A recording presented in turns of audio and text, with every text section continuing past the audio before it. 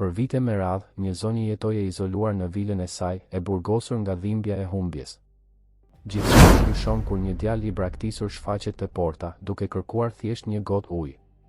Ajo që si një gjest i thjesht dhe mshurie, përfundon duke e shndërruar për gjithmonë jetën e të gjithëve në atë shtëpi. Nëse kjo histori ju interesoi, mos harroni të abonoheni në kanalin ton dhe na tregoni nga cili qytet po na ndiqni. Vazhdojmë. Ju premtoj se kjo do të jetë historia më e bukur që do të dëgjoni në jetën tuaj. Shiu binte me rrëmbim mbi çatit e Korçës atë pasdite qershori, duke formuar lumenj të vegjël nëpër rrugicat e pjerëta të qytetit malor. Qielli i ngarkuar dukej se pasqyronte peshën që rëndonte mbi vilën e familjes Gjata, një ndërtesë madhështore e fillimit të shekullit të kaluar, me dritaret e saj të larta, kopshtet e lëna pas dore dhe një heshtje që prej vitesh ushtonte nëpër korridoret e zbrazta. Elena Gjata ishte 72 vjeç dhe prej gati 6 vitesh nuk i zbriste shkallët e shtëpisë së saj. Dhoma e saj, në katin e dytë, ishte bërë i gjithë universi i saj. Një univers i vogël, i ngushtë, mbytës. Perdet e rënda qëndronin të mbyllura, duke bllokuar dritën e diellit dhe çdo gjurmë jete që përpiqej të depërtonte në atë hapësirë. Ajo i kalonte ditët ulur në koltukun e saj prej kadifeje ngjyrë vishnje, duke vështruar boshllëkun, duke rjetuar kujtime që dukeshin më reale se e tashmja. Kujtime të Antonit, burrit të saj, i cili ishte larguar duke lënë një zbrazëti të pamundur për t'u mbushur. E gjithë shtëpia dukej se ishte plakur bashkë me të. Kopshti, dikur plot me trëndafila të verdhë dhe jasemin aromatik, tani ishte vetëm një rrëmuj barishtesh të egra dhe ferrash. Mobiljet mblidhnin pluhur, pavarësisht përkushtimit të Emirës, shërbëtores që punonte aty prej më shumë se 20 vjetësh. Emira përpiqej të mbante gjithçka në rregull, por ishte sikur vetë shtëpia të kishte hequr dorë nga frymëmarrja. Arbeni, djali i vetëm i Elenës, e vizitonte të ëmën 2 herë në muaj, gjithmonë me nxitim, gjithmonë me celularin në dorë, gjithmonë me atë vështrim të largët të dikujt që është i pranishëm vetëm fizikisht. Në moshën 45 vjeçare, Arbeni kishte ndërtuar një perandori në fushën e teknologjisë, me kompani të shpërndara në 3 qarqe. Suksesi i tij profesional ishte në përpjesëtim të shdrejtë me praninë e tij emocionale. Ai nuk dinte të fliste për ndjenjat, nuk dinte të përballej me dhimbjen e SM-s, nuk dinte si ta mbushte hapësirën që kishte lënë i ati. Kështu, thjesht e shmangte. Paguante faturat, siguronte që ëma të kishte gjithçka më të mirë dhe vazhdonte me jetën e tij të ngarkuar në Tiranë. Atë pasdite me shi, Emira ishte në kuzhinë duke përgatitur çajin e pasdites për zonjën Elena, siç bënte çdo ditë kur dëgjoi zilen e portës. Ishte një tingull i rrallë. Pothuajse askush nuk vinte aty. Shtëpia ndodhej në një lagje të largët, në majë të një kodre, e rrethuar me mure të larta dhe kangjella hekuri. Emira fshiu duart në përparse dhe shkoi te citofoni. Nga ana tjetër, përmes ekranit të vogël bardhë e zi, ajo pa një djalë. Duhet të ishte rreth 10 ose 11 vjeç, tepër i dobët, me fytyrën të mbështetur te kangjellat, i bërë qull nga shiu. Rrobat e tij ishin të vjetra, shumë të mëdha për trupin e tij të imët, dhe sytë e tij të errët shikonin drejt e në kamerë me një përzierje shprese dhe frike. Emira shtypi butonin e citofonit. Zëri i saj doli pak i ashpër, siç i bëhej gjithmonë kur ishte e lodhur. Djalosh, këtu nuk japim lëmosh. Kërko te kisha e qytetit. Djali nuk lëvizi. Ai vetëm vazhdoi të shikonte kamerën, me shiun që i rrithte nëpër fytyrë. Dua vetëm një gotë ujë, tha ai, me një zë të hollë dhe të ngjirur në të njëjtën kohë. Ju lutem. Emira pshertiu. Ajo kishte zemër të mirë, por kishte edhe urdhra.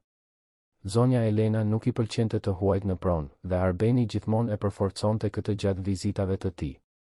Siguria në radhë të parë, thoshte ai. Asnjëherë nuk i dihet kush është nga ana tjetër. Ajo ishte gati të fikte citofonin kur dëgjoi një zë që nuk e kishte dëgjuar prej muajsh. Një zë i dobët, por i prerë. Lër e djalin të hyj, Emira. Emira u kthye aq shpejt sa gati rrëzoi tabakan e çajit. Aty, në verandën e brendshme që shikonte nga hyrja, ishte Elena. Ajo kishte zbritur shkallët. Për herë të parë në gati 6 vjet, Elena ishte jashtë dhomës së saj. Shërbëtorja u habit aq shumë sa nuk mundi të fliste. Vetëm shikoi të zonjën, e cila ishte mbështetur në parmak, me robdishanin e saj prej mëndafshi blu të qelët, flokët e thinjur të lidhur në një topuz të lirshëm, sytë të ngulitur në ekranin e citofonit. Emira hape portën, përsëriti Elena, këtë herë me më shumë autoritet. Shërbëtorja u bind, ende e tronditur. Porta u hap me një kërcitje metalike dhe djali hyri me vrap, duke përshkuar kopshtin e braktisur derisa arriti te dera kryesore. Emira e hapi dhe ai qëndroi aty duke pikuar ujë në dyshemen e mermer, duke u dridhur nga i ftohti. Elena zbriti edhe disa shkallë të tjera, duke u mbajtur te parmaku. Gjunjët i dhimbnin, këmbët i kishte të dobëta, por diçka brenda saj e shtynte të vazhdonte. Ajo arriti në hollin e hyrjes dhe u gjend ballë për ballë me djalin. Ai ishte edhe më i dobët nga afër. Sytë e tij kishin një trishtim të vjetër, një trishtim që nuk duhej të ekzistonte te dikush kaq i ri. Kishte gërvishtje të vogla në krah dhe thonjt i kishte të zinë nga dheu. Si e ke emrin? Pyeti Elena, me një butësi që e habiti edhe vet atë. Luan, zonjë, u përgjigj djali, duke ulur kokën. Emira përgatit një banjë të ngrohtë për Luanin. Dhe ndaj disa rroba të vjetra të Arbenit, ato që ka lënë këtu kur ishte fëmijë. Duhet të jenë në dollapin e dhomës së miqve. Emira ende po përpunonte atë që po ndodhte, por tundi kokën në shenjë pohimi dhe u ngjit shpejt shkallëve. Elena shikoi Luanin dhe bëri një gjest të butë. Eja, ulu këtu në dhomën e ndenjes. Do të kërkoj të përgatisin diçka të ngrohtë për të ngrënë. Luani e ndoqi Elenën deri në dhomën e ndenjes, një ambient i madh me mobilje antike, një lambadar kristali i mbuluar me pluhur dhe një oxhak i fikur prej vitesh. Ai u ul në cep të divanit me frikën se mos njolloste tapicerin ngjyrë kremi. Elena u ul përballë tij në një koltuk dhe për herë të parë pas shumë kohësh u ndje e gjallë. U ndje e nevojshme. Nga ke ardhur, Luan? Pyeti ajo, me një zë më të butë se ç'kishte përdorur vitet e fundit. Nga Streha, zonjë. Streha e fëmijëve Shën Vlashit, aty afër stacionit të autobusëve. Dhe pse ike nga atje? Luani uli syt, duart e tij të vogla shtrëngonin gjunjën. Atje është keq, zonjë. Fëmijët më të mëdhenj na rrahin.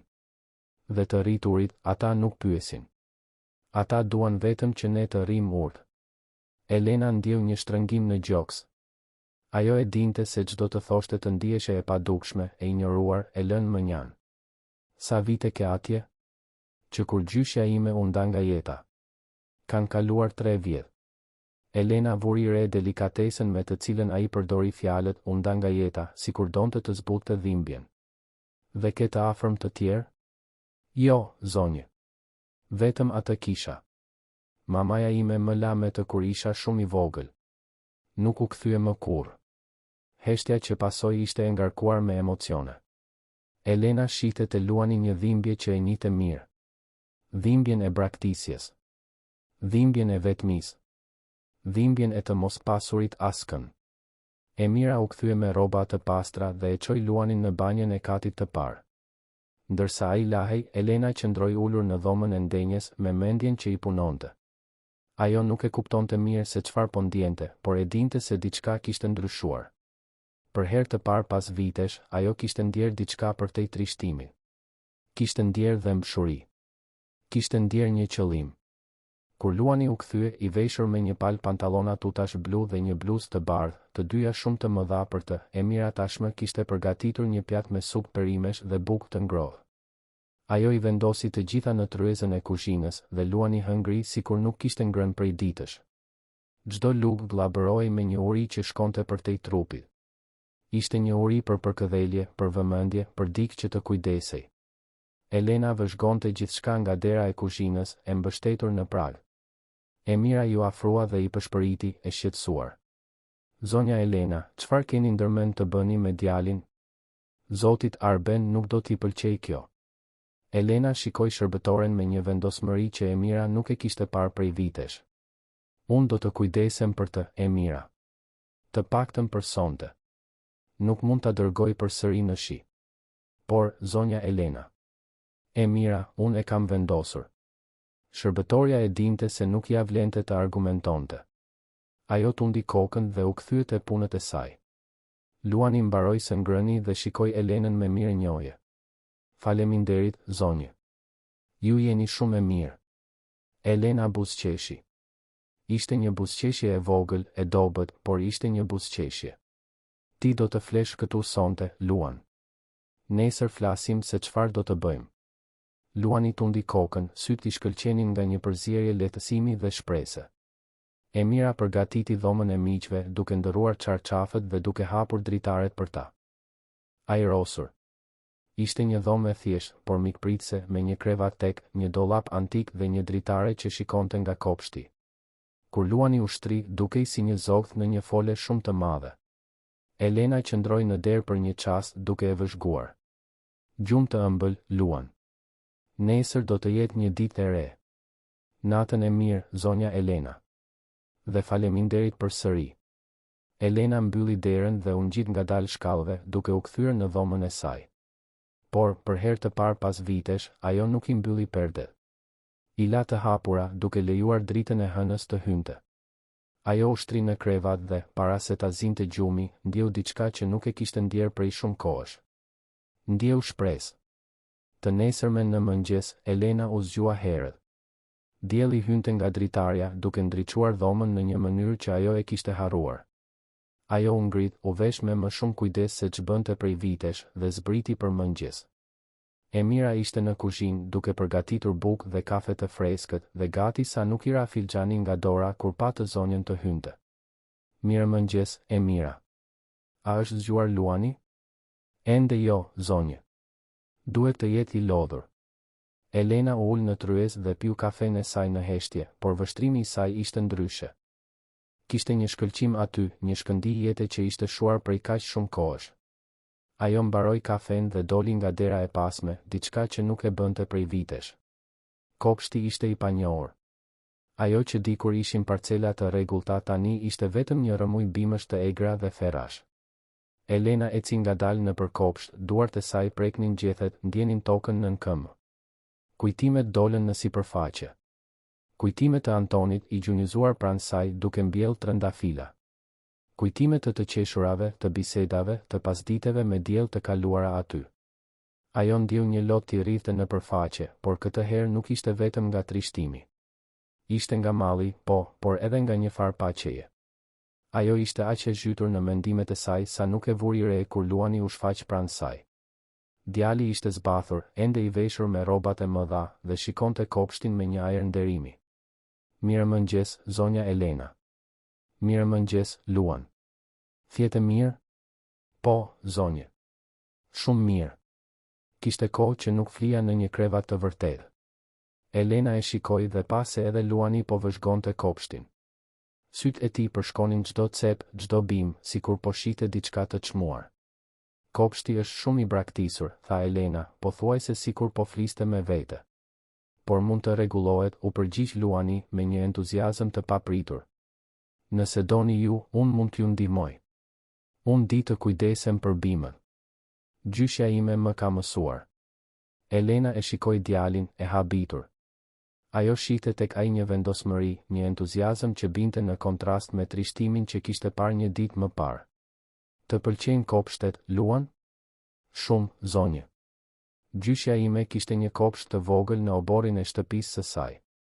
Ne kalonim pasditet duke u kujdesur për lulet, duke I ujitur, duke hequr barrat e këqija.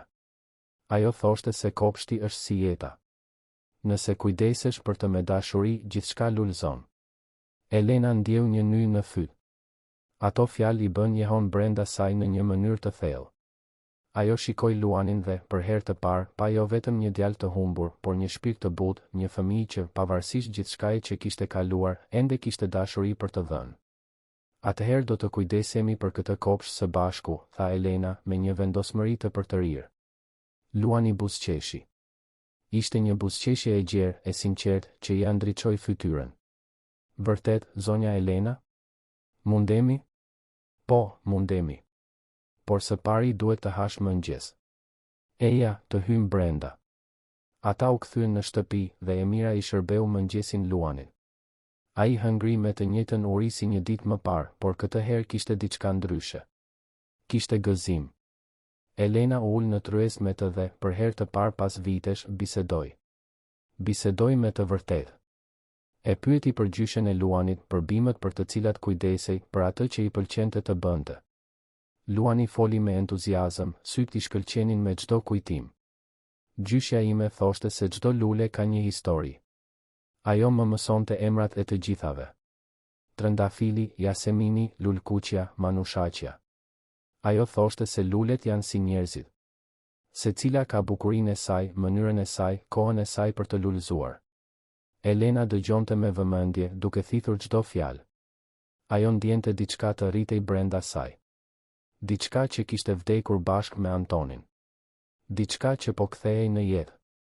Mëngjesi kaloi shpejt. Elena dhe Luani dolën përsëri në kopsht dhe këtë herë filluan të punonin. Emira solli doreza të vjetra, disa vegla kopshtarie që ishin ruajtur prej vitesh, dhe ata filluan të pastronin. Luani punonte me një përkushtim mbresëlënës, duke shkullur barrat e këqija, duke rregulluar parcelat, duke folur gjatë gjithë kohës për atë që mund të mbillej aty. Elena, e cila prej vitesh nuk lëvizte aq shumë, ndjeu trupin t'i dhimbte, por ishte një dhimbje e mirë. Ishte dhimbja e të qenit gjallë, e të bërit diçka. Ajo shikonte Luanin dhe shihte një version të ri të vetes, plot shpresë dhe vendosmëri. Orët kaluan pa e kuptuar. Kur Emira i thiri për drek, kopshti tashmë ishte ndryshe. Kishte ende shumë punë për të bërë, por tashmë mund të shiheshin parcelat, shtigjet me gur, struktura që më parë ishte fshehur nën barishte. Elena dhe Luani lanë duart dhe u ulën në tryezë. Emira kishte përgatitur një drek të thjeshtë, por të shijshme. Pilaf, fasule, mish i pjekur dhe sallatë. Luani hëngri me oreks dhe Elena, për herë të parë pas vitesh, gjithashtu hëngri me dëshirë. Ndërsa hanin drek, zilja e portës ra përsëri. Emira shkoi ta hapte dhe u kthye me një shprehje të shqetësuar. Zonja Elena, është zoti Arben. Po vjen. Elena ndjeu një të ftohtë në bar. Ajo e dinte se i biri nuk do ta miratonte atë që kishte bërë. Ajo e dinte se do të kishte konflikt. Por, për herë të parë pas shumë kohësh, ajo ishte e gatshme ta përballonte këtë konflikt. Arbeni hyri nga dera kryesore siç bënte gjithmonë, shpejt, duke folur në celular, duke bërë gjeste. Ai e mbylli telefonatën kur pa të ëmën në dhomën e ngrënies. Mami, çfarë po ndodh? Emira më telefonoi duke më thënë se ka një djalë këtu. Elena u ngrit duke e parë të birin në sy. Po, Arben. Ai quhet Luan. Ai erdhi këtu dje duke kërkuar ndihmë dhe unë e prita. Arbeni shikoi Luanin, i cili ishte ulur në tryezë, me syt ulur, qartësisht i sikletosur. Mami, ti nuk mund të sjellësh thjesht një të huaj brenda në shtëpi. Është e rrezikshme. Ai nuk është i huaj, Arben. Ai është një fëmijë që ka nevojë për ndihmë. Mami, ti nuk po mendon drejt. Ky djalë mund të ketë ikur nga ndonjë vend. Mund të ketë njerëz që e kërkojnë. Ti mund të futesh në telashe ligjore. Elena e ruajti qetësinë, por zëri i saj ishte i prerë. Unë e di saktësisht se çfarë po bëj, Arben. Dhe nëse ka dikush që e kërkon, atëherë do ta zgjidhim këtë në mënyrën e duhur. Por unë nuk do ta dëboj pa u siguruar më parë se ai do të jetë i sigurt. Arbeni pshërtiu duke kaluar dorën nëpër flokë. Ai e njihte atë ton të sëmës.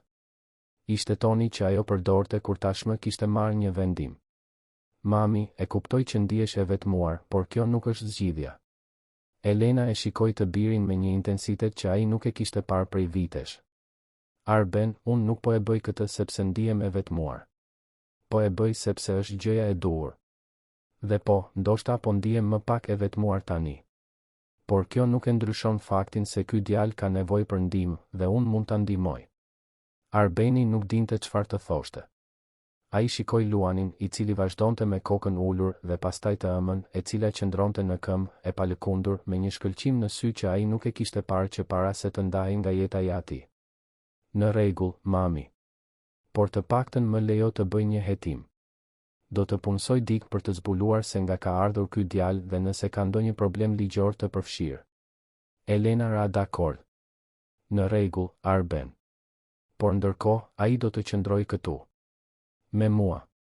Arbeni tundi kokën, ende hezitues, por duke e ditur se nuk do të mund ta ndryshonte mendimin e së-ëmës. Ai qëndroi edhe disa minuta, bisedoi shkurtimisht me Luanin, duke e pyetur për emrin e plot dhe nga vinte, dhe pastaj u largua, duke premtuar se do të kthehej pas disa ditësh me informacione. Kur dera u mbyll, Elena u ul përsëri në tryezë pranë Luanit. Djali e shikoi me sytë e përlotur. Më fal, zonja Elena. Nuk doja të shkaktoja probleme. Elena e mbajti dorën e vogël të Luanit mes duarve të saj. Ti nuk shkaktove asnjë problem, Luan.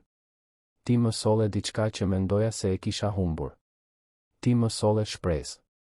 Luani buzëqeshi dhe një lot I rodhi në përfaqe. Elena ja fshiu me gishtin e madh, me një delikatesë që e habiti edhe vet atë. Tani le të mbarojmë së ngrëni dhe pastaj të kthehemi në kopsht. Kemi shumë punë përpara. Dhe kështu, atë pasdite, ndërsa Elena dhe Luani punonin krah për krah në kopsht, diçka magjike filloi të ndodhte.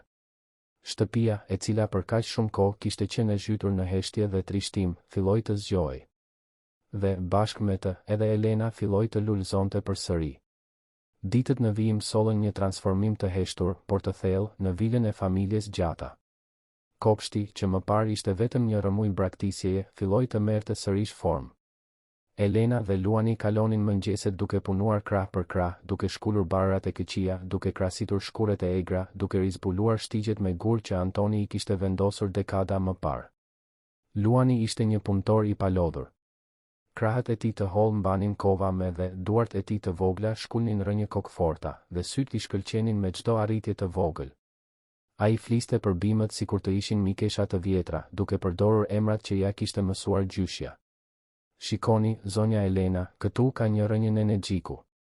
Gjyshja ime thoshte se Nenexhiku është I fortë, gjithmonë rritet përsëri, pavarësisht se çfarë ndodh. Elena dëgjonte çdo fjalë me vëmendje, duke rizbuluar një botë që e kishte lënë pas. Ajo kujtoi kur Antoni thoshte pikërisht të njëjtën gjë për bimët. Ato janë më të forta se ne, Elena. Thjesht kanë nevojë për pak kujdes dhe durim. Emira vëzhgonte gjithçka me një përzierje gëzimi dhe shqetësimi. Ajo ishte e lumtur që e shihte zonjën Elena jashtë dhomës, duke lëvizur, duke buzëqeshur. Por gjithashtu e dinte se situata me Luanin ishte e përkohshme dhe e komplikuar. Arbeni e kishte bërë të qartë se do të bënte një hetim, dhe askush nuk e dinte se çfarë mund të zbulonte ai. Të enjtën e asaj jave, Arbeni u kthye. Këtë herë, ai nuk ishte vetëm. Solli me vete një avokat, zotin Petrit Konomi, një burr I gjatë, rreth të 50-tave, me syze me skelet të hollë dhe një çantë lëkure nën krah. Të dy hynë në dhomën e ndenjes dhe Arbeni thiri të ëmën dhe Luanin për një bisedë. Elena zbriti shkallët me qetësi, duke u mbajtur te parmaku, me Luanin pranë saj. Ata u ulën në divan, ndërsa Arbeni dhe zoti Petrit zunë koltukët përballë. Mami, tha Arbeni, me një ton më serioz se zakonisht, unë bëra hetimin që premtova. Zoti Petrit këtu mund të shpjegoj situatën ligjore. Avokati rregulloi syzet dhe hapi çantën, duke nxjerrë disa dokumente.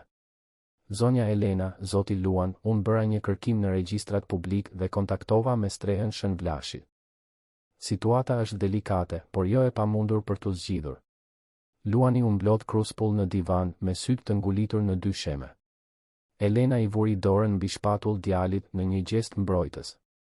Zoti Petrit vazhdoi. Luani është larguar nga streha 5 ditë më parë. Institucioni ka bërë një kallëzim në polici për zhdukje të mituri, por ende nuk kanë nisur kërkime aktive. Bisedova me drejtoreshën, një farë Marjeta Leka, dhe ajo pohoi se streha është e mbushur dhe se, sinqerisht, nuk kanë strukturë të përshtatshme për të gjithë të miturit nën kujdesin e tyre. Dhe çfarë do të thotë kjo? Pyeti Elena, me zërin e prerë. Do të thotë se, nëse ju keni interes ta mbani djalin nën kujdesin tuaj, ne mund të nisim një proces ligjor. Së pari, një kujdestari të përkohshme, ndërsa hetojmë kushtet e strehës dhe vlerësojmë opsionin më të mirë për Luanin. Arbeni u përkul përpara, me duart e gërshetuara. Mami, kjo është serioze. Ti do të kesh përgjegjësi ligjore. Do të duhet të garantosh arsimim, shëndet, gjithçka. Dhe nuk e dim sa do të zgjas kjo. Elena shikoi të birin dhe pastaj Luanin, I cili ende mbante syt ulur. Ajo pa shenjat e gërvishtjeve në krahët e djalit, pa mënyrën se si ai dridhej lehtë dhe ndiu një siguri absolute. Unë dua ta bëj këtë, Arben. Dua kujdestarinë e Luanit. Luani ngriti kokën befas me syt e zgurdulluar. Vërtet, zonja Elena? Vërtet, Luan. Zoti Petri tundi kokën, duke mbajtur shënime. Shumë mirë. Do të dorëzoj dokumentet brenda kësaj jave. por na duhet një vlerësim psikologjik i Luanit, një inspektim i shtëpisë dhe ndoshta një seancë dëgjimore me gjykatësin e gjykatës për të mitur. Mund të duhen disa javë. Arbeni ende duke i shqetësuar, por kishte edhe diçka ndryshe në sytë e tij. Ndoshta ishte krenari. Ndoshta ishte lehtësim që e shite të ëmën me një qëllim përsëri. Në rregull, mami. Nëse kjo është ajo që do, unë do të mbështes. Por, të lutem, më lejo të ndihmoj. Do të sigurohem që gjithçka të bëhet në mënyrën e duhur. Elena i buzëqeshi të birit, një buzëqeshje e sinqertë. Faleminderit, Arben. Pasi Arbeni dhe Zoti Petrit u larguan, Elena dhe Luani u kthyen në kopsht. Djali ishte më i gjallëruar se kur, duke folur pa pushim për bimët, për atë që mund të mbillnin, për sa bukur do të bëhej kopshti. Por Elena e vuri re se, thellë, kishte një frikë. Një frikë se e gjithë kjo ishte e përkohshme. Një frikë se do t'i duhej të kthehej në stre. Atë natë, pas darkës, Elena u ngjit në dhomën e Luanit. Ai ishte ulur në krevat, duke shfletuar një libër të vjetër bimësh që Emira e kishte gjetur në bibliotekë. Mund të hyj, pyeti Elena, duke trokitur lehtë në derë. Sigurisht, zonja Elena. Elena u ul në cep të krevatit pranë tij. Luan, dua të dish diçka. Pavarësisht se çfarë ndodh, ti ke një vend këtu. Me mua. Luani e shikoi, syt I shkëlqenin nga lotët e përmbajtur. Po sikur gjykatësi të thotë se duhet të kthehem në stre? Atëherë unë do të luftoj për ty, Luan. Do të bëj gjithçka që kam në dorë për të siguruar që ti të qëndrosh këtu, ku je I sigurt, ku je I dashur. Luani nuk mundi t'i mbante lotët. Ato I rodhen në përfaqe dhe ai u hodh në krahët e Elenës duke dënesur. Kam kaq shumë frikë, zonja Elena. Kam frikë se mos e humbas gjithë këtë. Se mos ju humbas juve. Elena e përqafoi djalin fort duke ndjerë zemrën e saj të shtrëngohej. Edhe unë kam frikë, Luan. Frikë se mos të humbas. Por do ta përballojmë këtë së bashku, në rregull. Luani tundi kokën, ende I përqafuar me të. Elena qëndroi aty derisa ai u qetësua, derisa frymëmarrja e tij u bë më e rregull. Ajo e ndihmoi të shtrihej, e mbuloi me çarçaf dhe I puthi ballin. Fli, djali im. Nesër do të jetë një ditë e re. Kur Elena u kthye në dhomën e saj, ndjeu një emocion dërmues. Ajo nuk kishte qarë që nga dita kur Antoni ishte ndarë nga jeta, por atë natë, vetëm në dhomën e saj, ajo I lejoi lotët të vinin. Lot frike, shprese, dashurie. Lot që pastronin, që shëronin. Javët në vijim ishin intensive. Zoti Petrit punoi shpejt duke organizuar të gjithë dokumentacionin e nevojshëm. Një psikologe vizitoi shtëpinë për të vlerësuar Luanin dhe për të biseduar me Elenën. Gruaja, një zonjë simpatike e quajtur doktoresha Besa, kaloi orë të tëra duke biseduar me djalin, duke dëgjuar historitë e tij, duke vëzhguar ndërveprimin e tij me Elenën. Në fund të vlerësimit, doktoresha Besa bisedoi me Elenën privatisht. Zonja Elena, rrallë shoh një lidhje kaq të fortë të formohet kaq shpejt. Luani ju beson në një mënyrë që është pothuajse prekse. Ai flet për ju me dashuri dhe respekt. Dhe më e rëndësishmja, ai ndihet I sigurt këtu. Dhe si është ai emocionalisht, pyeti Elena me ankth. Ai mbar trauma, si çdo fëmijë që ka kaluar atë që ka kaluar ai. Ka shenja neglizhence emocionale dhe ai përmendi episode dhune në stre. Por ka edhe një qëndrueshmëri mbresëlënëse tek ai.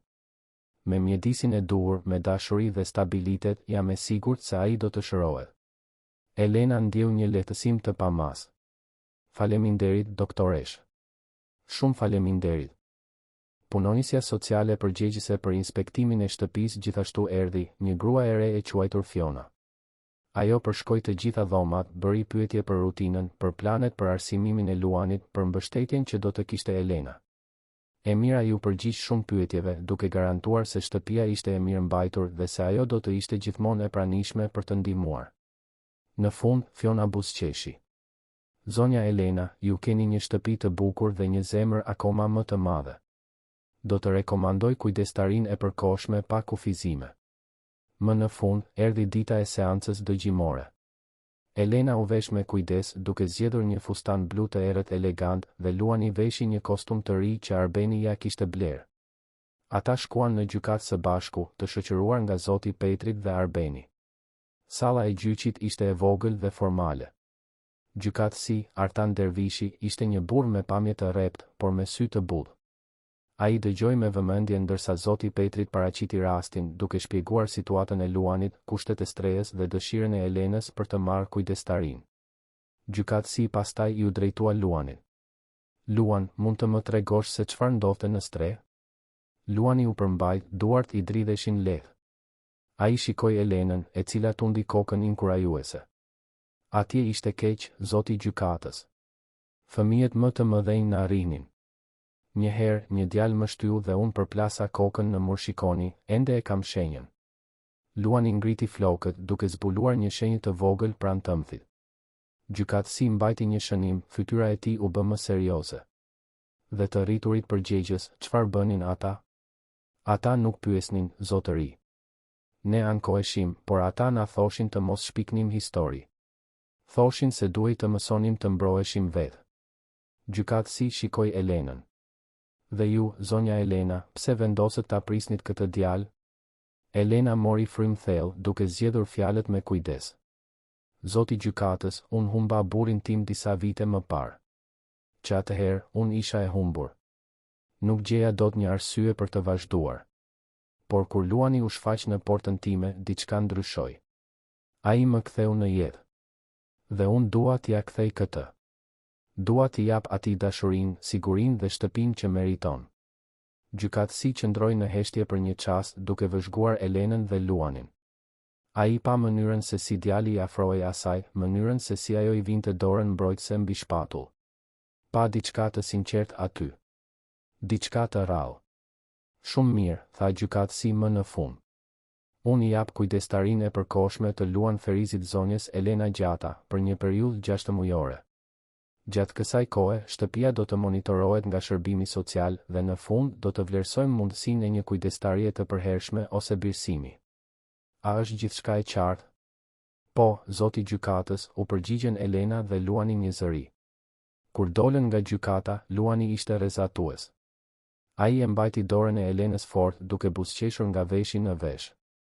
Ja dolëm, zonja Elena. Ja dolëm. Elena ndjeu një gëzim të pamas, por edhe një përgjegjësi të rëndë. Ajo e dinte se 6 muajt e ardhshëm do të ishin vendimtar. Ajo duhej të provonte se mund të kujdesej për Luanin, se mund të ishte ajo që ai kishte nevojë. Arbeni, i cili kishte ndjekur gjithçka në heshtje, ju afrua së ëmës. Mami, jam krenar për ty, e di që nuk ka qenë e lehtë, por ti po bën gjën e duhur. Elena shikoi të birin, e habitur nga emocioni në zërin e tij. Faleminderit, Arben. Kjo do të thotë shumë për mua. Arbeni u përkul për të qenë në lartësinë e Luanit. Dhe ti, djalosh, kujdesu mirë për mamin tim, në rregull? Ajo është shumë e veçantë. Luani tundi kokën seriozisht. Do të kujdesem, zoti Arben. Premtoj. Pas kthimit në vil, jeta fitoi një rutinë të re. Elena punsoi një mësuese private për Luanin, një grua të duruar të quajtur Marcela, e cila vinte 3 herë në javë për të dhënë mësim. Luani u tregua një nxënës i jashtëzakonshëm, duke thithur një ori me një etje mbresëlënëse. Ai adhuronte matematikën, duke zgjidhur probleme komplekse me lehtësi, por gjithashtu i pëlqente të lexonte, veçanërisht histori për natyrën dhe aventurat. Pasditet i kushtoheshin kopshtit. Elena dhe Luani ishin bërë një ekip i përsosur. Ai mësonte shpejt, duke kuptuar ciklet e bimëve, duke ditur kur të ujiste, kur të krasiste, kur thjesht të linte natyrën të ndiqte rrjedhën e saj. Kopshti, që më parë ishte vetëm barishte, tani kishte parcela të rregullta, lule që fillonin të lulëzonin dhe një ndjenjë jete që përhapet në të gjithë pronën. Një pasdite, ndërsa punonin së bashku, Luani pyeti. Zonja Elena, pse ishte kopshti kaq i braktisur? Elena ndaloi së gërmuari, duke u mbështetur te lopata. Ajo shikoi përreth, te trëndafilat që fillonin të lulëzonin dhe pshertiu. Pasi burri im u nda nga jeta, unë nuk munda të vija më këtu. Ky kopsht ishte vendi i tij i preferuar. Ne kalonim orë të tëra këtu, duke u kujdesur për bimët, duke biseduar, duke ëndërruar. Kur ai iku, unë ndjeva se kopshti vdiq bashkë me të. Luani tundi kokën, duke kuptuar. Gjyshja ime thoshte se gjërat nuk vdesin vërtet. Ato thjesht flen duke pritur që dikush t'i zgjoj përsëri. Elena e shikoi djalin me sytë e përlotur. Gjyshja jote ishte një grua e mençur, Luan. Po, ishte. Më mungon shumë. Edhe mua më mungon Antoni. Çdo ditë. Por tani, duke u kujdesur për këtë kopsht me ty, ndjej se ai është këtu në një farë mënyre. Sikur ai të ishte i lumtur që sheh jetën të kthehet. Luani buzëqeshi. Mendoj se ai është i lumtur vërtet. Dhe mendoj se edhe gjyshja ime është. Ajo gjithmonë thoshte se njerëzit e mirë takohen, edhe pse mund të vonoj pak. Elena e përqafoi Luanin dhe të dy qëndruan aty në mes të kopshtit, të rrethuar nga lulet që fillonin të lulëzonin, duke ndier një lidhje të thellë që shkonte përtej fjalëve. Muajt kaluan shpejt. Luani u përshtat plotësisht me jetën në vilë. Ai kishte dhomën e tij, rrobat e tij, librat e tij. Emira e adhuronte, gjithmonë duke i përgatitur pjatat e tij të preferuara dhe duke dëgjuar historitë e tij.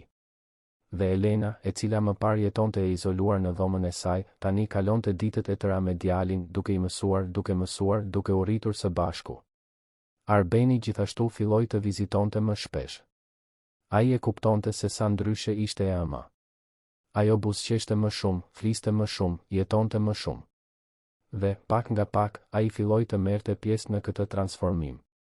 Kalonte fundjavat në vilë, duke luajtur me Luanin në kopsht, duke biseduar me të ëmën për gjëra që nuk kishin biseduar kurrë më parë. Për ndjenjat, për mallin, për baban që edhe atij i mungonte çdo ditë. Një natë, pas darkës, Arbeni dhe Elena mbetën vetëm në verandë. Qielli ishte plot yje dhe aroma e luleve të kopshtit mbushte ajrin. Mami, filloi Arbeni me zërin hezitues, dua të kërkoj falje. Falje për çfarë, Arben? Që nuk isha i pranishëm. Që të lash vetëm gjithë këto vite. Isha aq i përqendruar te biznesi, aq i zhytur në punë, sa harrova atë që ka vërtet rëndësi. Elena e mbajti dorën e të birit. Arben, ti po përballeshe me dhimbjen në mënyrën tënde. E kuptoj këtë. Edhe unë u mbylla, u izolova. Por tani, me Luanin këtu, kuptova se jeta vazhdon. Dhe se ende ka kohë për ne. Arbeni tundi kokën, duke luftuar me lotët. Dua të jem më i pranishëm, mami. Dua të njoh Luanin më mirë. Dua të jem pjesë e kësaj familjeje me të vërtetë. Elena buzëqeshi, duke shtrënguar dorën e të birit. Ti gjithmonë ke qenë pjesë e kësaj familjeje, Arben. Dhe gjithmonë do të jesh. Të dy qëndruan aty në heshtje, duke shikuar yjet, duke ndier një paqe që prej vitesh nuk e kishin ndier. Por jo gjithçka ishte perfekte. Punonisja sociale, Fiona, bënte vizita të rregullta, duke vlerësuar se si po përshtatej Luani, si po përballej Elena me përgjegjësi. Dhe megjithse vizitat ishin gjithmonë pozitive, kishte një tension të nënkuptuar. Kujdestaria e përkohshme po i afrohej fundit dhe së shpejti gjykatësi do të duhej të vendoste për një kujdestari të përhershme. Një mëngjes, pak para afatit përfundimtar, Fiona erdhi me lajme shqetësuese. Zonja Elena, duhet t'ju informoj për diçka. Streha Shënvlashit po e kundërshton kujdestarin. Ata kanë dërguar një përfaqësues për të folur me gjykatësin, duke argumentuar se Luani duhet të kthehet në institucion. Elena ndjeu se bota i rrotullohej. Çfarë? Pse? Ata vetë thanë se nuk kishin strukturë të përshtatshme. E di, zonja Elena. Por duket se ka presione politike të përfshira. Streha merr fonde nga qeveria bazuar në numrin e fëmijëve nën kujdesin e tyre. Humbja e një fëmije do të thotë humbje e burimeve. Elena ishte e tërbuar. Kjo është absurde. Luani nuk është një numër. Ai është një fëmijë. Jam plotësisht dakord, zonja Elena. Dhe do të bëj gjithçka që kam në dorë për të siguruar që gjykatësi ta shohë këtë. Por ju duhet të jeni e përgatitur. Mund të ketë një seancë të re dhe këtë herë do të jetë më e vështirë. Elena ndjeu frikën t'i shtrëngonte gjoksin, por gjithashtu ndjeu një vendosmëri të egër. Ajo nuk do ta humbiste Luanin. Jo pas gjithçkaje që kishin ndërtuar së bashku. Atë natë, ajo nuk i tregoi asgjë Luanit. Nuk donte ta shqetësonte.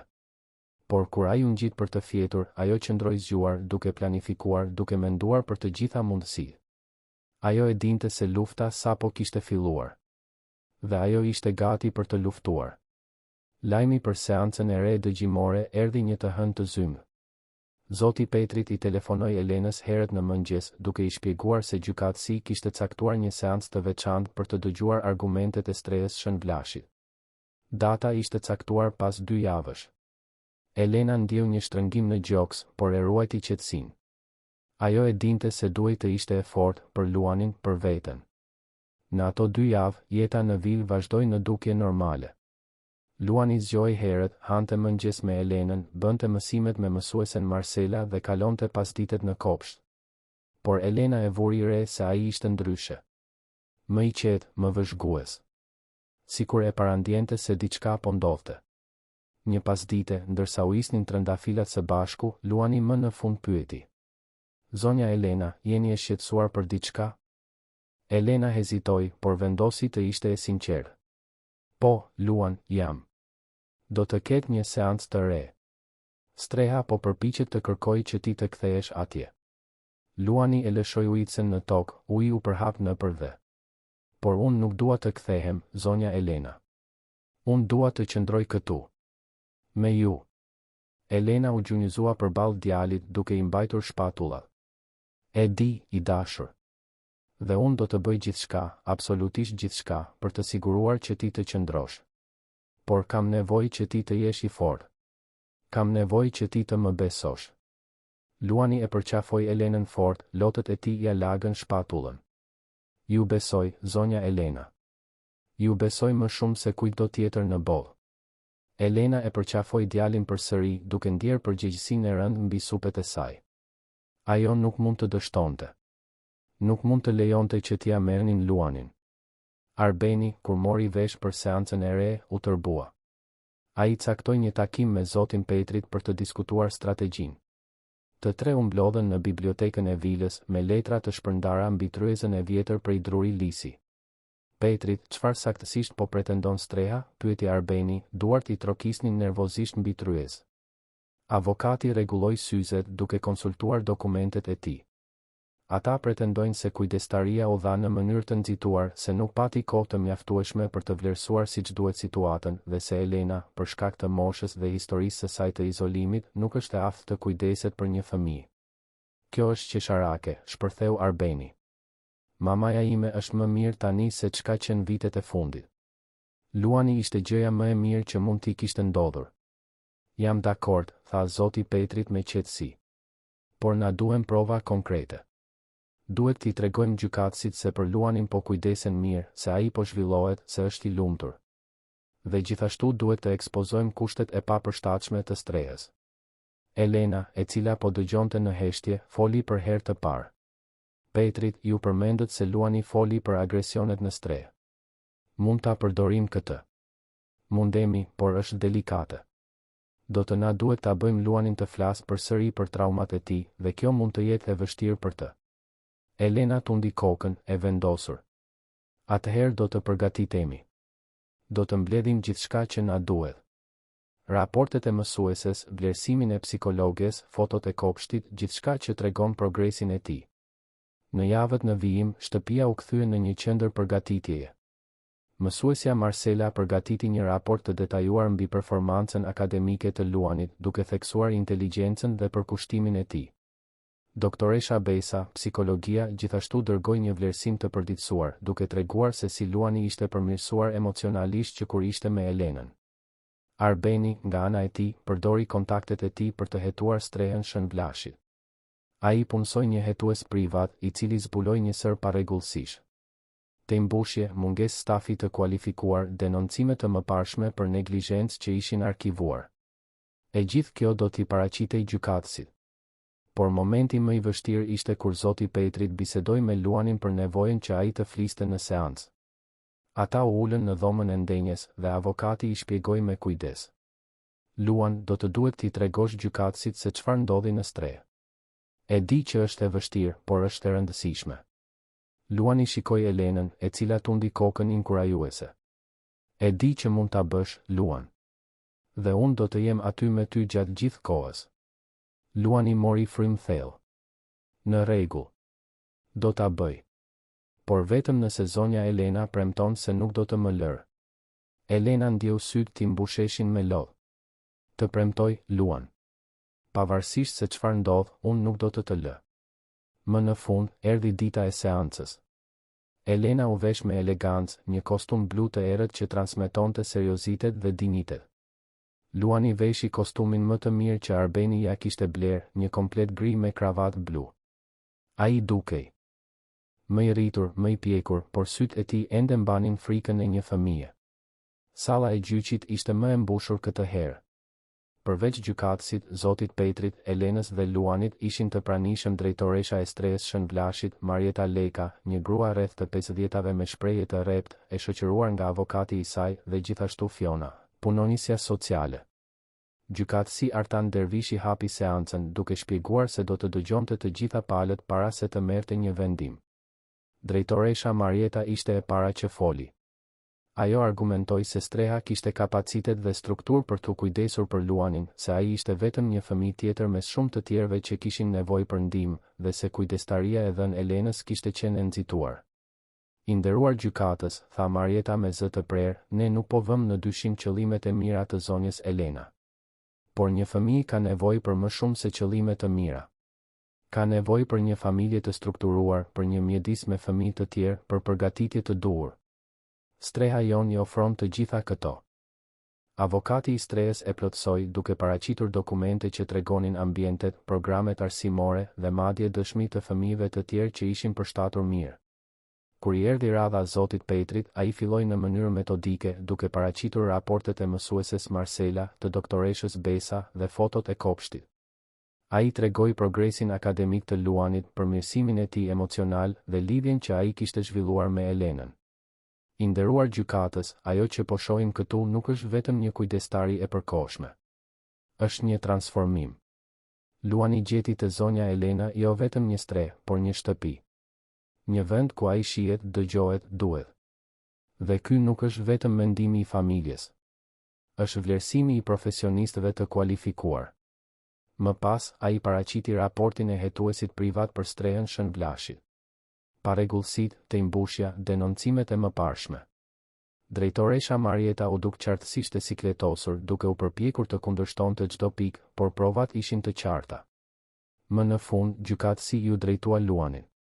Luan, mund të afrohesh, të lutem. Luani u ngrit, këmbët i dridheshin lehtë. Elena gjithashtu u ngrit, por gjykatësi e ndërpreu. Zonja Elena, ju lutem, qëndroni ulur. Më duhet të flas me Luanin vetëm. Elena hezitoi, por tundi kokën duke u ulur përsëri. Luani eci përpara, duke qëndruar para gjykatësit.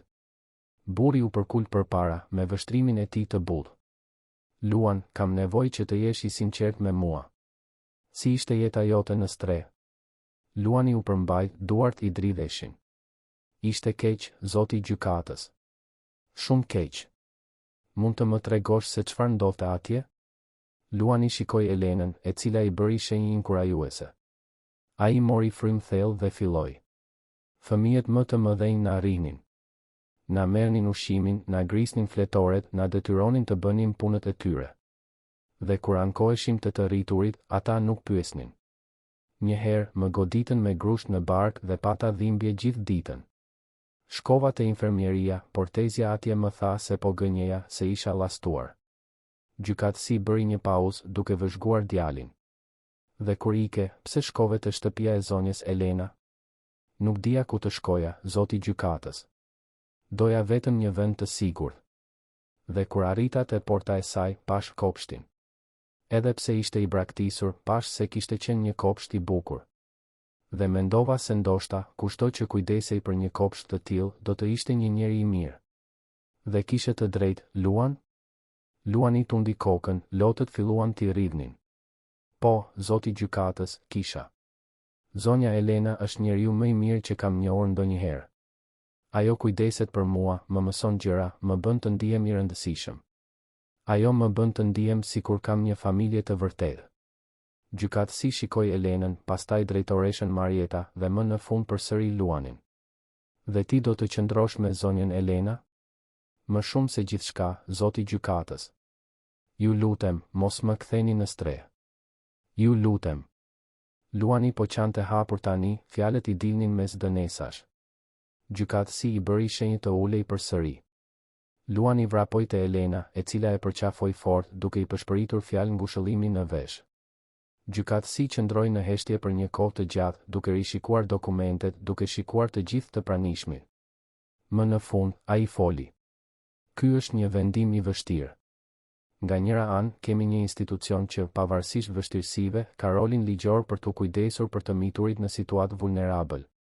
Nga ana tjetër, kemi një zonjë që ka treguar dashuri, përkushtim dhe aftësi për të kujdesur për një fëmijë. Ai bëri një pauzë, syt I ndaluan te Luani. Por ajo që peshon më shumë në vendimin tim është mirëqenia e fëmijës. Dhe është e qartë për mua se Luani është më mirë me zonjën Elena se çka që ndonjëherë në stre. Elena ndjeu zemrën t'i rritë fort. Arbeni, pranë saj, I shtrëngoi dorën fort. Prandaj, vazhdoi gjykatësi, unë I jap kujdestarinë e përhershme. Të luan Ferizit zonjës Elena Gjata. Streha Shënvlashit ndalohet të bëjë përpjekje të reja për të tërhequr fëmijën, përveç se nëse ka prova konkrete të neglizhencës ose abuzimit, gjë që nuk është rasti këtu. Salla mbeti në heshtje për një çast dhe pastaj Luani shpërtheu në lot gëzimi. Edhe Elena po qante, duke e përqafuar djalin me gjithë forcën që kishte. Arbeni fshiu sytë e tij, duke u përpjekur të ruante qetësinë. Zoti Petrit buzëqeshi, I kënaqur. Drejtoresha Marieta u ngrit befas, qartësisht e pakënaqur, por nuk kishte asgjë që mund të bënte. Ajo doli nga salla e shoqëruar nga avokati I saj, duke lënë pas një atmosferë lehtësimi dhe lumturie. Kur dolën nga gjykata, dielli shkëlqente fort. Luani mbante dorën e Elenës me njërin dorë dhe të Arbenit me tjetrën. Ai hidhej nga gëzimi, duke qeshur dhe duke folur pa pushim. Ja dolëm. Ja dolëm me të vërtetë. Pas kthimit në vil, Emira po priste me një tortë me çokoladë, e preferuara e Luanit. Ajo e kishte zbukuruar shtëpinë me lule nga kopshti, duke krijuar një ambient festiv. Luani vrapoi ta përqafonte, duke I treguar gjithçka për seancën, se si ishte treguar trim, se si tani mund të qëndronte për gjithmonë. Atë natë, pas darkës, familja u mblodh në verandë. Elena, Arbeni, Luani dhe madje edhe Emira, e cila u ftua të ulej me ta. Yjet shkëlqenin në qiell dhe aroma e luleve mbushte ajrin. Arbeni shikoi të ëmën dhe Luanin dhe ndjeu diçka që nuk e kishte ndjer prej shumë kohësh. Ndjeu se ishte pjesë e një familjeje të vërtetë. Mami, tha ai, me zërin e prekur, dua të falënderoj. Që më tregove se çfarë ka vërtet rëndësi. Që më ktheve përsëri.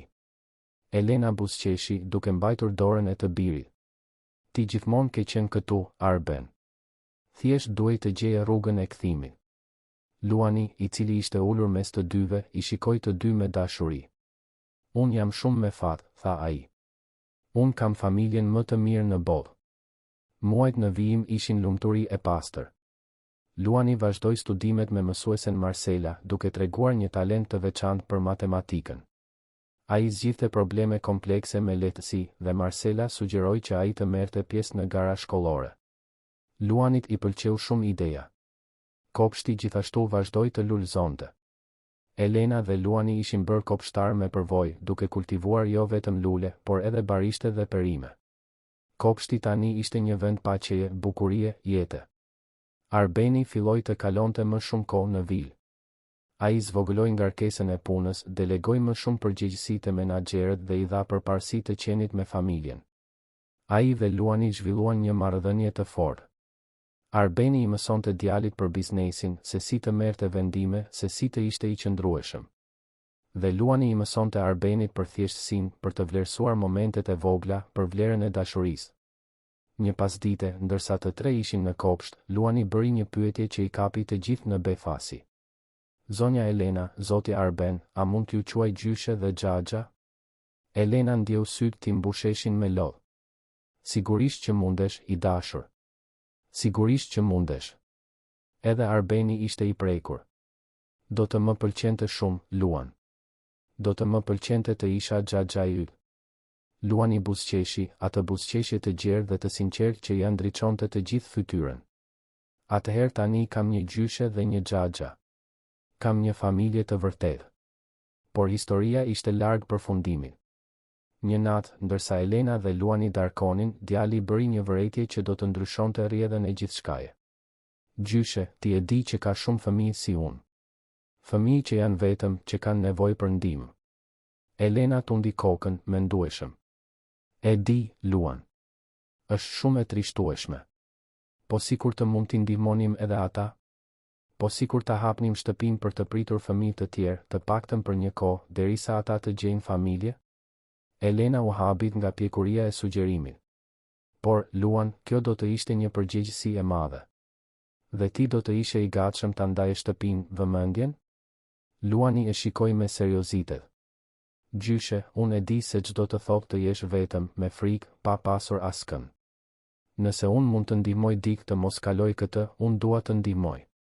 Elena ndjeu një krenari të pamas për djalin. Ajo shikoi përreth vilës së madhe, me dhomat e saj të zbrazta, korridoret e saj të heshtura. Dhe kuptoi se Luani kishte të drejtë. Ata kishin hapësirë, kishin burime, kishin dashuri për të dhënë. Atë natë, ajo bisedoi me Arbenin për idenë.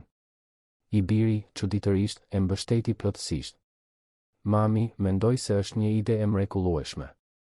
Dhe unë mund të ndihmoj financiarisht. Mund ta transformojmë një pjesë të shtëpisë në një shtëpi fëmijë të përkohshme. Dhe kështu, filloi një kapitull i ri në jetën e familjes Gjata. Ata kontaktuan me shërbimin social, me ojë për mbrojtjen e fëmijëve dhe filluan procesin për t'u bërë një familje kujdestare.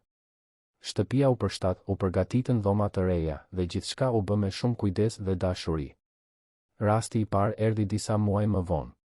3 vëllezër e motra, 2 vajza dhe një djalë, të cilët ishin gati të ndaheshin. Sepse asnjë strej nuk kishte vend për të 3 së bashku. Jona ishte 12 vjeç, Marina 9 dhe Pietri 7. Ata kishin humbur prindërit në një aksident dhe që atëherë ishin në sistem. Kur arritën në vilë, ishin të frikësuar, dyshues. Jona, më e madhja, kishte marrë një rol mbrojtës mbi vëllezërit e motrat më të vegjël. Ajo nuk u besonte të rriturve, nuk u besonte premtimeve. Por Elena dhe Luani ishin të përgatitur. Luani ishte veçanërisht i sjellshëm me Pietrin, duke i treguar kopshtin, duke i mësuar për bimët, duke ndarë lodrat e tij. Emira përgatiti pjatat e preferuara të fëmijëve dhe Arbeni solli dhurata, libra dhe lojra. Por ishte Elena ajo që e fitoi Jonën. Ajo pate vajza të njëjtën dhimbje që kishte parë te Luani, të njëjtin dyshim, të njëjtën frikë. Kështu, një natë, ajo ul me Jonën në verandë, vetëm të dyja. Jona, tha Elena butësisht, e di që je e frikësuar. E di që nuk më beson. Por dua të dish diçka. Ti dhe vëllezërit e motrat e tua nuk do të ndaheni. Jo për sa kohë të jeni nën çatin time. Jona shikoi Elenën, sytë e saj të ashpër filluan të zbuten. Si mund ta premtoni këtë? Sepse unë e di se çdo të thotë të humbasësh dikë që do. Dhe e di se dashuria mes vëllezërve e motrave është një nga lidhjet më të forta që ekzistojnë. Unë nuk do ta thyej këtë lidhje. Kur? Jona nuk u përgjigj, por Elena pa një lot t'i rrifte në përfaqe. Ishte një fillim. Në muajt në vijim, 3 vëllezërit e motrat filluan të përshtateshin. Pietri u bë i pandashëm nga Luani, duke e ndjekur kudo. Marina, më e ndrojtur, gjeti të Emira një figurë amësore, duke e ndihmuar në kuzhinë dhe duke mësuar të bënte kej. Dhe Jona, ngadalë, filloi të besonte. Filloi të buzëqeshte. Filloi të ishte përsëri fëmijë. Shtëpia, e cila më parë ishte e heshtur dhe e zbrazët, tani ishte plot të qeshura, biseda, jetë. Dhe Elena, e cila më parë ishte e humbur në dhimbjen e saj, tani ishte më e gjallë se kurrë. Ajo kishte gjetur qëllimin e saj. Kishte gjetur arsyen e saj për të vazhduar. 2 vjet kishin kaluar që kur Jona, Marina dhe Pietri mbërritën në vilën e familjes Gjata. Ajo që filloi si një strehim i përkohshëm ishte shndërruar në diçka shumë më të madhe, shumë më të thellë. Fëmijët nuk ishin më thjesht mysafir. Ishin pjesë e familjes. Përshtatja nuk kishte qenë e lehtë, veçanërisht për Jonën. Ajo kishte ndërtuar mure rreth zemrës së saj, mure që u deshën muaj për t'u shembur. Por Elena, me durimin e saj të pafund dhe Luani, me mirëkuptimin e tij unik, arritën t'i tregonin se ishte e sigurt të besonte përsëri, se ishte e sigurt të donte. Një ditë, Jona e kërkoi Elenën në dhomën e saj. ishte një pasdite e shtunë dhe shtëpia ishte e zhurmshme me përgatitjet për një darkë familjare. Jona trokiti lehtë në derë dhe Elena e ftoi të hynte. Gjyshe Elena, filloi Jona, duke përdorur për herë të parë termin që Luani e kishte adoptuar 2 vjet më parë. A mund të flas me ju? Sigurisht, e dashur. Ulu këtu me mua. Jona u ul në cep të krevatit, duart e saj të gërshetuara nervozisht në prerë. Doja t'ju falenderoja. Për gjithçka. Që nuk hoqet dorë nga ne. Që na mbajtët bashkë. Elena ndjeu sytë ti mbusheshin me lodh. Jona, ju nuk keni pse të më falenderoni. Ju më keni dhënë po aq sa unë ju kam dhënë juve. Jona tundi kokën. Jo, gjyshe. Ju nuk e kuptoni. Kur prindërit tanë u ndan nga jeta, mendova se nuk do të isha më kurrë e lumtur. Mendova se do ta kaloja pjesën tjetër të jetës duke u kujdesur për vëllezërit e motrat e mia vetëm, me frikën se dikush do të na ndante. Por këtu, në këtë shtëpi, mësova se nuk kemi nevojë të jemi vetëm. Se familja nuk është vetëm gjak. Është zgjedhje. Është dashuri. Elena e përqafoi vajzën dhe të dyja qanë së bashku. Ishin lot shërimi, mirënjohjeje, dashurie të thellë. Kur u ndan, Jona kishte një buzëqeshje të ndrojtur në fytyrë. Gjyshe, ka edhe diçka tjetër që doja të pyesja. Ju dhe Xhaxha Arbeni a keni menduar ndonjëherë, e dini, të na birsoni me të vërtetë? Të na bëni edhe ne gjata? Elena mbeti pa fjalë për një çast. Pyetja e kishte kapur në befasi, por në të njëjtën kohë dukej gjëja më e natyrshme në botë. Oh, Jona, sigurisht që e kemi menduar. Çdo ditë. Por donim të ishim të sigurt se kjo ishte ajo që donit edhe ju. Po, gjyshe, është. Unë, Marina dhe Pietri kemi folur për këtë. Ne duam të jemi pjesë e kësaj familjeje me të vërtetë. Për gjithmonë. Atë natë, gjatë darkës, Elena bëri njoftimin. Të ulur në tryez ishin ajo, Arbeni, Luani, Jona, Marina, Pietri dhe Emira, e cila tani darkonte gjithmonë me familjen. Elena u ngrit me gotën në dorë. Do të doja të bëja një dolli, filloi ajo me zërin e prekur. Për këtë familje, e cila u rrit në mënyra që unë kur nuk i kisha imagjinuar. Dhe për të njoftuar se Arbeni dhe unë do të fillojmë procesin e birësimit të Jonës, Marinës dhe Pietrit. Tryeza shpërtheu në gëzim. Marina filloi të qante, Pietri u hodh nga karrigia duke bërtitur nga lumturia dhe Jona vrapoi të përqafonte Elenën.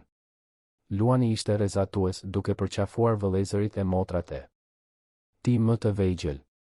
Arbeni, i cili ishte bërë një figurë atërore për të gjithë, ishte gjithashtu dukshëm i prekur. Emira, e cila e kishte ndjekur gjithë atë transformim që nga fillimi fshinte lotët me përparse. Zoti Anton do të ishte kaq krenar, përshpëriti ajo. Kaq krenar. Muajt që pasuan ishin plot përgatitje dhe dokumente. Zoti Petrit e udhëhoqi procesin e birësimit me të njëjtin përkushtim që kishte treguar në rastin e Luanit. Dhe, këtë herë, nuk pati kundërshtime. Shërbimi social kishte parë me sytë e tij se si fëmijët kishin lulëzuar nën kujdesin e Elenës dhe Arbenit. Seanca përfundimtare e birësimit u caktua për një mëngjes pranvere. Të gjithë u rregulluan me kujdes. Jona, Marina dhe Pietri ishin nervoz, por edhe të emocionuar.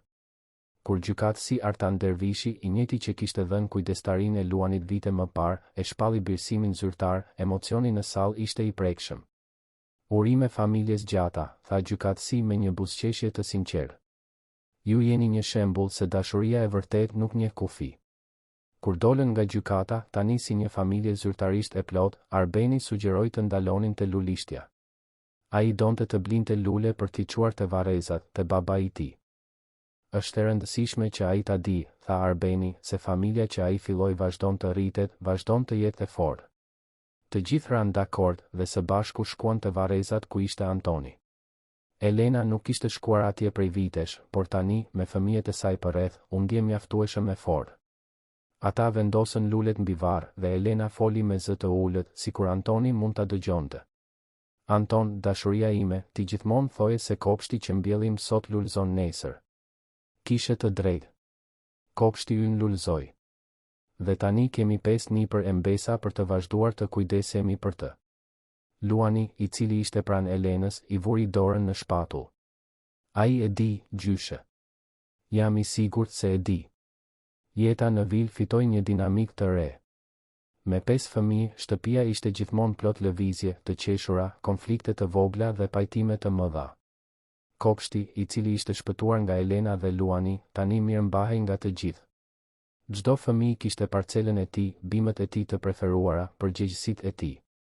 Luani, tani 15 vjeç, ishte bërë një iri I menduar dhe I vendosur. Ai vazhdonte të shkëlqente në studime, veçanërisht në matematikë, por gjithashtu kishte zhvilluar një interes të thellë për psikologjinë. Ai lexonte libra për zhvillimin e fëmijëve, për traumën dhe qëndrueshmërinë, për rëndësinë e lidhjes familjare. Një natë, pas darkës, Luani e kërkoi Elenën në dhomën e saj. Ajo ishte ulur në koltukun e saj, duke lexuar një libër në dritën e abazhurit. Ai trokiti lehtë në derë. Gjyshe, mund të hyj? Sigurisht, I dashur. Çfarë ka? Luani u ul në cep të krevatit, me atë shprehje serioze që merrte kur mendonte thellë për diçka. Gjyshe, kam menduar shumë për të ardhmen. Për atë që dua të bëj me jetën time. Dhe çfarë do të bësh, Luan? Dua të ndihmoj fëmijët. Fëmijë siç isha unë dikur. Fëmijë që janë të humbur, të friksuar, të vetmuar. Dua të studioj psikologji, të specializohem në punën me fëmijët në situatë vulnerabël. Elena buzëqeshi, krenare. Mendoj se do të ishe I mrekullueshëm në këtë, Luan. Ti ke empati, ke ndjeshmëri, ke përvojë. Por nuk është vetëm kaq, gjyshe. Dua të krijoj diçka më të madhe. Një qendër, një vend ku familjet mund të mësojnë përbërësimin dhe kujdestarinë. Ku fëmijët mund të gjejnë shtëpi të reja. Diçka që bën një ndryshim të vërtetë. Elena e shikoi nipin me admirim. Ajo shite tek ai të njëjtën vendosmëri që kishte parë vite më parë, kur ai mbërriti I bërë qull në portë duke kërkuar vetëm një gotë ujë. Por tani, kjo vendosmëri ishte pjekur, ishte e fokusuar, e fuqishme. Luan, unë do të mbështes në gjithçka. Çfarëdo që të kesh nevojë, ne jemi këtu. Unë, Arbeni, të gjithë ne. Luani e përqafoi gjyshen fort. Faleminderit, gjyshe. Për gjithçka. Që më shpëtove. Që më dhe një familje. Që më mësove se ja vlen të besosh te njerëzit. Vitet kaluan.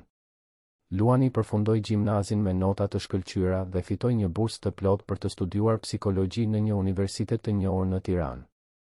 Ai shkonte e vinte çdo fundjavë në Korçë, gjithmonë I etur për të parë familjen, për të punuar në kopsht, për të dëgjuar historitë e fëmijëve të rinj që Elena dhe Arbeni vazhdonin t'i strehonin përkohësisht. Gjatë studimeve, Luani zhvilloi tezën e tij mbi rëndësinë e kujdestarisë familjare kundrejt asaj institucionale. Ai përdori historinë e tij si një studim rasti, me lejen e Elenës dhe Arbenit. Teza u vlerësua shumë, duke fituar çmime dhe njohje akademike. Por Luani nuk u ndal me kaq. Në moshën 23 vjeçare, sapo I diplomuar, ai u kthye në Korçë me një plan të detajuar. Mblodhi familjen në dhomën e ndenjes, po atë dhomë ku Elena e kishte pritur për herë të parë kaq vite më parë. Dua të krijoj qendrën e mbështetjes për birësimin dhe kujdestarinë familjare, shpresa, njoftoi Luani, duke treguar një projekt të plotë. Një vend ku familjet e interesuara për të birësuar mund të marrin orientim, ku fëmijët mund të përgatiten psikologjikisht, ku mund të bëjmë një ndryshim real në jetën e shumë njerëzve.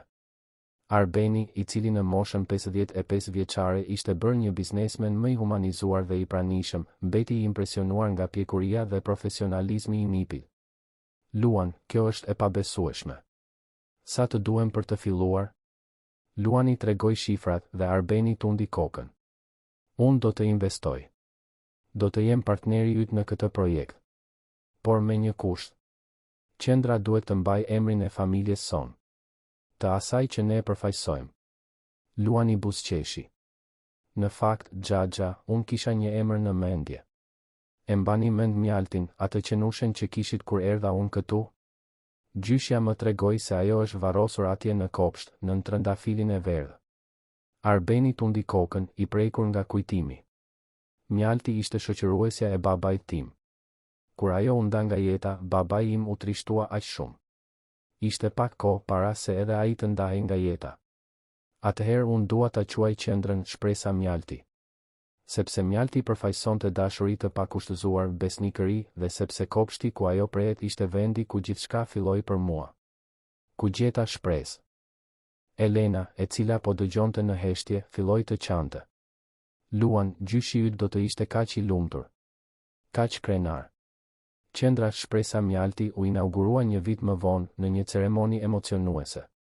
Ndërtesa ndodhej në qendër të Korçës, një hapësirë e gjerë dhe mikpritëse, me dhoma për këshillim psikologjik, auditor për leksione, bibliotekë dhe madje një kopsht të vogël të brendshëm, i projektuar nga Luani dhe i mirëmbajtur nga e gjithë familja. Ceremonia e hapjes u ndoq nga autoritete lokale, punonjës social, psikolog dhe dhjetëra familje të interesuara për birësim. Elena ishte në rreshtin e parë, pranë Arbenit, Jonës, Marinës, Pietrit dhe Emirës, e cila tani konsiderohej zyrtarisht pjesë e familjes. Luani u ngjit në skenë për të mbajtur një fjalim. Ai kishte veshur një kostum elegant, por sytë e tij ende mbanin atë butësi që e karakterizonte që fëmijë. Kur isha 10 vjeç, filloi ai, me zërin e prerë por të prekur, unë ika nga një vend ku ndihesha i padukshëm. Ku isha vetëm një numër tjetër. Mbërrita i lagur, i uritur dhe i friksuar, në portën e një zonje që nuk më njihte. Ajo mund të më kishte dëbuar. Por nuk e bëri. Ajo më pa. Më dëgjoi. Më priti. Ai bëri një pauzë, duke shikuar Elenën, e cila fshinte lotët. Kjo zonjë më mësoi se familja nuk ka të bëjë vetëm me gjakun. Ka të bëjë me zgjedhjen. Ka të bëjë me të qenit i pranishëm. Ka të bëjë me dashurinë që ndërtohet çdo ditë, me durim, me përkushtim, me gjeste të vogla që bëjnë gjithë ndryshimin. Luani vazhdoi, zëri i tij fitonte forcë. Kjo qendër ekziston sepse unë pata afat. Sepse gjeta një familje që më shpëtoi. Por sa fëmijë nuk e kanë këtë fat? Sa vazhdojnë të jenë të padukshëm, duke pritur për dikë që t'i shoh? Kjo qendër është për ta. Për të lidhur fëmijët që kanë nevojë për një shtëpi me familjet që kanë dashuri për të dhënë. Publiku duartrokiti i prekur. Gjatë ceremonisë, disa familje që kishin birësuar përmes qendrës ndan historitë e tyre. Histori transformimi, dashurie, fillimesh të reja. Qendra Shpresa Mjalti u bë shpejt një pikë referimi. Luani zhvilloi programe inovative, seminare për prindërit birësues, grupe mbështetëse për fëmijët në proces birësimi dhe madje një sistem kumbarje afektive, ku vullnetarët angazhoheshin të ishin të pranishëm në jetën e fëmijëve që ende nuk kishin gjetur familje të përhershme. Vila e familjes gjata gjithashtu u bë një model. Elena dhe Arbeni vazhduan të strehonin fëmijë përkohësisht, gjithmonë me mbështetjen e Luanit dhe qendrës. Çdo fëmijë që kalonte aty merrte me vete jo vetëm përvojën e një shtëpie të dashur, por edhe shpresën se ishte e mundur të fillojë nga e para. Jona, tani 19 vjeç, vendosi të ndiqte hapat e Luanit. Ajo hyri në fakultetin e punës sociale dhe filloi të bënte praktik në qendrën Shpresa Mjalti. Marina, 16 vjeç, zbuloi talentin për artet dhe e përdorte aftësinë e saj për të krijuar materiale edukative për qendrën. Dhe Pietri, 14 vjeç, u bë ndihmësi zyrtar i kopshtarisë së Vilës, duke mbajtur gjallë traditën që Luani kishte filluar.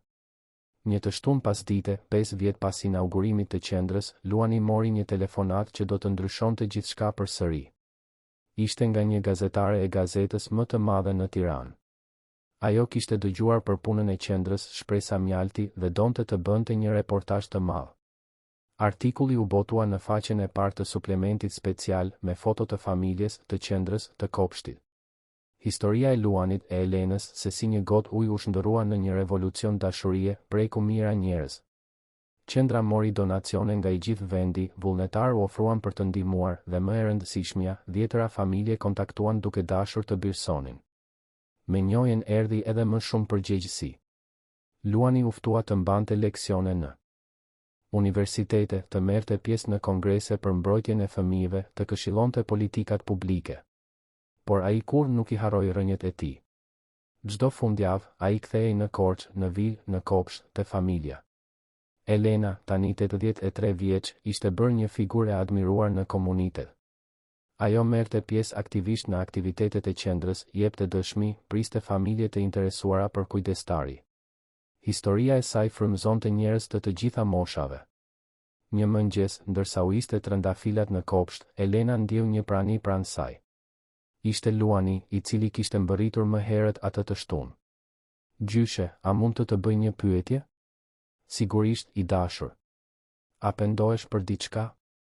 Që më le të hyja atë ditë me shi? Që ndryshove gjithë jetën tënde? Elena e lau Icen në tokë dhe I mbajti duart e Luanit mes duarve të saj. Luan, ajo ditë ishte dita kur unë u ktheva në jetë.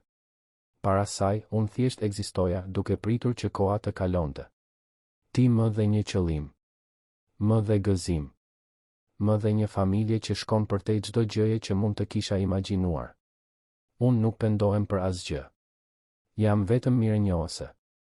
Luani e përqafoi gjyshen dhe të dy qëndruan aty në mes të kopshtit që e kishin shpëtuar së bashku, të rrethuar nga lulet që përfaqësonin udhëtimin e tyre. Trëndafila të verdh, jasemin, lulkuqe, manushaqe. Secila me historinë e saj, secila me bukurinë e saj. Po atë vit, puna e Luanit u njoh në nivel kombëtar. Ai mori një çmim merite sociale në një ceremoni madhështore në Tiranë. Në skenë, duke marrë nderimin, ai thiri Elenën, Arbenin, Jonën, Marinën, Pietrin dhe madje edhe Emirën të ngjiteshin me të. Ky çmim nuk është vetëm imi, tha Luani, zëri I tij u shtonte nëpër auditorin e mbushur plot. Është I të gjithëve që besojnë se është e mundur të ndryshosh botën një fëmijë në një kohë. Është I gjyshes si me Elena, e cila më mësoi kuptimin e dashurisë së pakushtëzuar. I xhaxhait tim Arben, I cili më tregoi se kur nuk është vonë për të ndryshuar. I vëllezërve e motrave të mia Jona, Marina dhe Pjetër, të cilët më mësuan se familja është zgjedhje.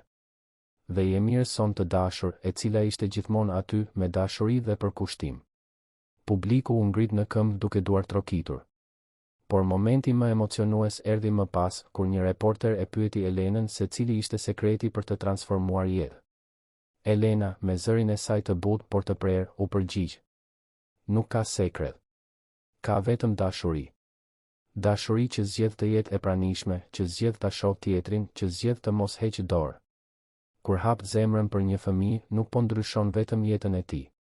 Po ndryshon edhe tënden. Luani vendosi të shkruante një libër duke treguar gjithë historinë.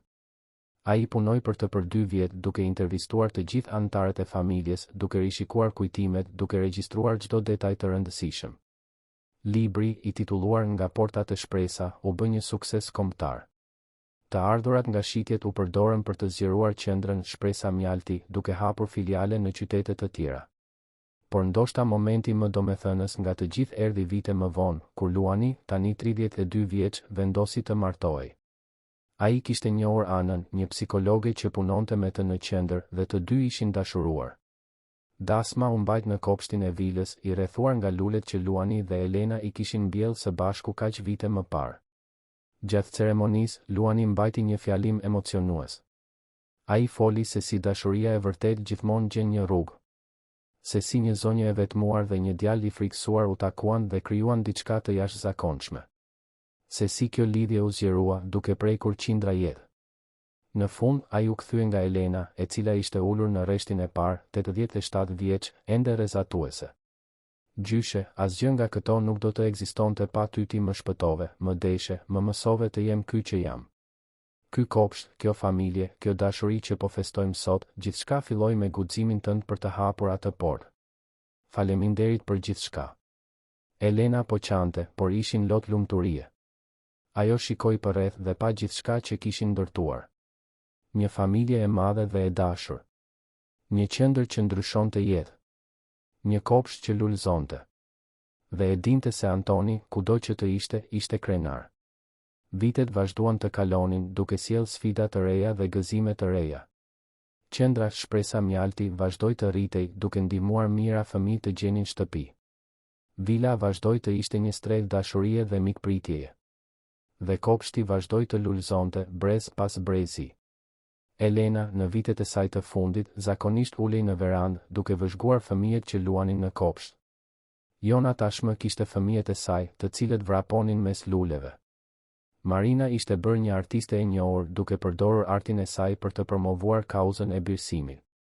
Pietri punonte si peizazhist duke çuar mësimin e kopshtit të familje të tjera. Dhe Luani I saj, ishte bërë një zë kombëtar në mbrojtjen e të drejtave të fëmijëve. Një pasdite të qetë vjeshte, ndërsa dielli perëndonte duke pikturuar qiellin me ngjyrë portokalli dhe roz, Elena ishte në kopsht me Luanin. Ata sapo kishin mbjellë trëndafila të rinj dhe aroma e tokës së freskët mbushte ajrin. Luan, tha Elena, zëri i saj tashmë më i dobët, por ende plot jetë, dua të dish diçka të rëndësishme. Kur u shfaqet e ajo port, unë isha e vdekur për brenda. Por ti më ktheve përsëri. Dhe jo vetëm mua. Ti ktheve gjithë këtë shtëpi, gjithë këtë dashuri. Ti më mësove se kur nuk është vonë për të rifilluar, kur nuk është vonë për të dashur. Luani e mbajti dorën e gjyshes duke ndjerë brishtësinë e kockave nën lëkurën e rrudhur. Gjyshe, ishe ti që ma mësove këtë. Ishe ti që më tregove se dashuria është më e fortë se çdo dhimbje. Elena buzëqeshi, atë buzëqeshje të butë që e ngushëllonte aq shumë. Atëherë mësuam së bashku. Dhe kjo është gjëja më e bukur nga të gjitha. Që shpëtuam njëri tjetrin. Ata qëndruan aty në heshtje duke vëzhguar kopshtin. Trëndafilat lëkundeshin butësisht në erë, zogjt këndonin në pemë dhe shtëpia në sfond ishte e ndriçuar dhe plot jetë. Vite më vonë, kur erdhi koha që Elena të ndahej nga jeta, ajo ishte e rrethuar nga të gjithë ata që donte. Luani i mbante njërën dorë, Arbeni tjetrën. Jona, Marina, Pietri, Emira, Ana dhe madje edhe nipërit e mbesat ishin aty, duke krijuar një rreth dashurie rreth shtratit të saj. Elena shikoi secilin prej tyre, syt i shkëlqenin ende. Pata një jetë të mirë, përshpëriti ajo. Plot dashuri. Plot qëllim. Kujdesuni për njëri tjetrin. Kujdesuni për kopshtin. Dhe mbani mend gjithmonë, familja është ajo që zgjedhim të ndërtojmë çdo ditë. Dhe pastaj, në paqe, e rrethuar nga dashuria, Elena mbylli syt për herë të fundit. Kopshti ishte vendi i zgjedhur për prejen e Elenës, pranë Antonit dhe Mjaltit. Luani mbolli një kopsht të tërë me trëndafila të verdhë përreth të preferuarit e saj. Dhe aty, në atë vend që përfaqësonte gjithçka që kishin ndërtuar së bashku, familja vazhdoi të mblidhej, të festonte, të kujtonte. Qendra Shpresa Mjalti vazhdoi punën e saj, tani me emrin e plot, Qendra Shpresa Mjalti Elena Gjata.